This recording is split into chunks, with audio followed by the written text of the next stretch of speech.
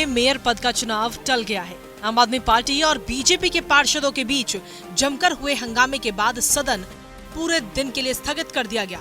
आज मेयर पद के लिए 11 बजे से वोटिंग होनी थी, लेकिन इससे पहले ही सदन में आम आदमी पार्टी के पार्षदों ने जमकर हंगामा किया। इस दौरान आप पार्षदों के साथ बीजेपी पार्षदों की हाथापाई भी हुई। दोनों पार्टियों के पार्षदों में जमकर धक्का मुक्की हुई, यहाँ तक कि सदन में कुर्सियां भी चली।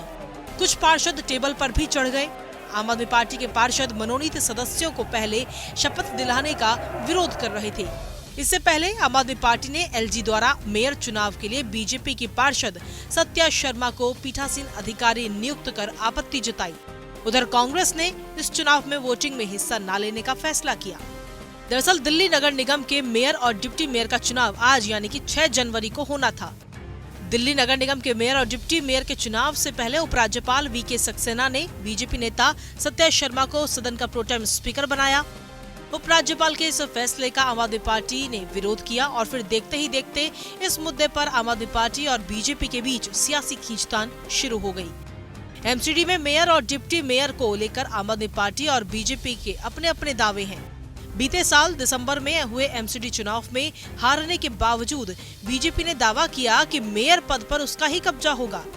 आम आदमी पार्टी ने एलजी के सक्सेना पर बीजेपी को फायदा पहुंचाने के लिए प्रोटेम स्पीकर को नामांकित करने का आरोप भी लगाया। मेयर चुनाव से पहले एमसीडी में शुक्रवार को जमकर हंगामा हुआ। आम आदमी पार्टी और भारतीय जनता पार्टी के पार्षदों के बीच जमकर झड़प हुई। नारेबाजी और धक्का मुक्की से लेकर बात हाथापाई तक पहुंच गई। शपथ लेने के बाद पीठासीन अधिकारी ने सबसे पहले एलजी की ओर से मनोनीत सदस्यों को शपथ दिलाने की बात कही तो अचानक माहौल ही बिगड़ गया। भारी हंगामे के बीच कार्यवाही को करीब 1 घंटे के लिए स्थगित भी करना पड़ा। एक सदस्य ने शपथ ली ही थी कि आप सदस्यों ने नारेबाजी शुरू कर दी। पार्षद पीठासीन अधिकारी के पास पहुंच गए और विरोध शुरू कर दिया। जवाब में बीजेपी के पार्षदों ने सीएम अरविंद केजरीवाल के खिलाफ नारेबाजी की। पार्षद बेंचों पर खड़े हो गए, धक्का मुक्की करने लगे। गौरतलब है कि एलजी ने 10 पार्षदों को मनोनीत किया। दिल्ली सरकार और आम आदमी पार्टी ने आपत्ति जाहिर की, प्रक्रिया को गैर संवैधानिक करार दिया। दिल्ली के मुख्यमंत्री ने एलजी को खत लिखा और नाराजगी जाहिर की। वहीं आम आदमी पार्टी के प्रवक्ता सौरभ भारद्वाज ने कहा कि बीजेपी बेईमानी करके एमसीडी पर कब्जा करना चाहती है।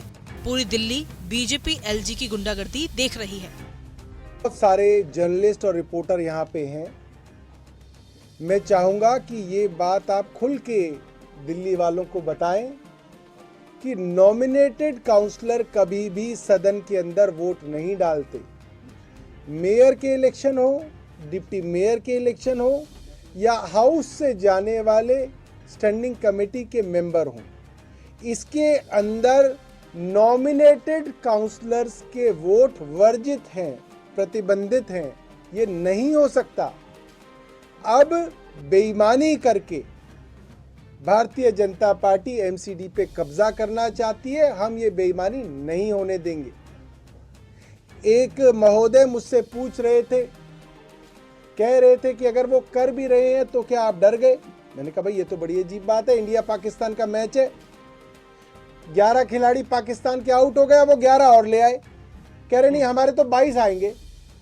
और कमेंटेटर कहे क्यों जी, क्या इंडिया डर गया? हम कह रहे भाई ये क्या बात हुई? जो नियम होगा वो नियम से ही तो चलेगा। ये तो फिर 11 और आउट हो जाएंगे, कहेंगे 11 और आ गए, हम हमारे 33 लड़ेंगे। फिर वो कहेंगे क्या इंडिया डर गया पाकिस्तान से? तो बेईमानी से तो हर आदमी डरता है, कौन नहीं डरेगा बेईमान से और बेईमानियों से? तो ये बात डरने की नहीं है, ये बात उसूलों की है।